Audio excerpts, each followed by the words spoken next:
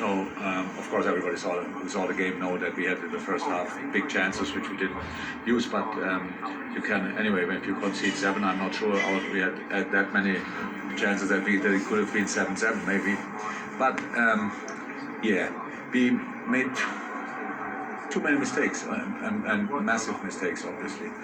Start with the first goal, then I maybe mix it up which was the second or third goal, what can happen with 7. But around the goals we made massive mistakes, and we lost the balls in the wrong area. We didn't protect properly. It looked like after the 1-0 we lost a little bit the plot. So that's what I was wondering, whether it was the nature of the first goal early in the game, whether it's like you got off on the wrong foot. It looked today like, but it's not an excuse, because you can be 1-0 down, and usually it's not a massive problem. You just do the stuff you want to do, but we didn't. We created, yes, but we didn't protect ourselves properly. It means pretty much each ball we lost was a massive counter-attack, which should not be, and that's why we had these.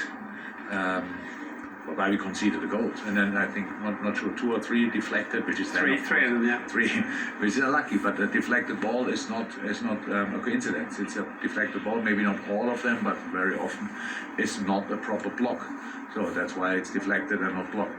And so there's nobody to blame apart from me and us today for that, and all credit to Aston Villa because they did exceptionally well. And then of course you don't want to have a score sheet with 7-2.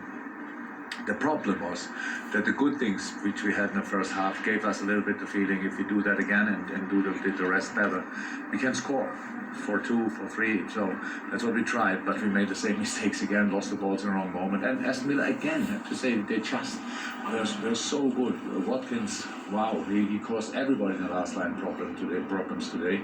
And of course, when you give the ball to Czech in a 1-1 situation on the left wing, he can go inside, and it's at least a big chance, and today there were goals, and that's what we all. The game is easy to analyze if you want, because the mistakes were so obvious, but it doesn't make it better. Obviously, who wants to lose 7-2? Years ago, we told ourselves we want to create history. That was history tonight, but obviously the wrong one. How's your goalkeeper, Alisson? I mean, we knew that Thiago and Sadio Mane weren't going to play, and then we used today that Alisson was out with an injury. Is that a long-term thing or not?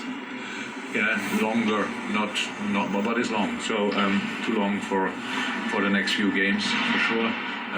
So it's a short thing, but we have to assess it properly. But it looks like a few weeks he will be out, and we will see. Must be annoying for you that you've got a couple of weeks to sit and think about it now. You haven't got a game coming up quickly because of the international break. My problem is not so much that I have time to think about. That's usually not the case. So think about it is okay, but then we have only 2-3 days max because the boys come really back late. So now, first and foremost, we have to. I still hope and pray that they all come back healthy. Even when they didn't perform tonight really well, particularly well, but they're still my boys, and I hope they come back healthy. And then we have 2 or 3 days to prepare the derby. So that's then a challenge. The things. What do we want to say? I have time to think about that. What do we want to say and what do we want to ignore to prepare that game? Well, that'll focus the mind wonderfully.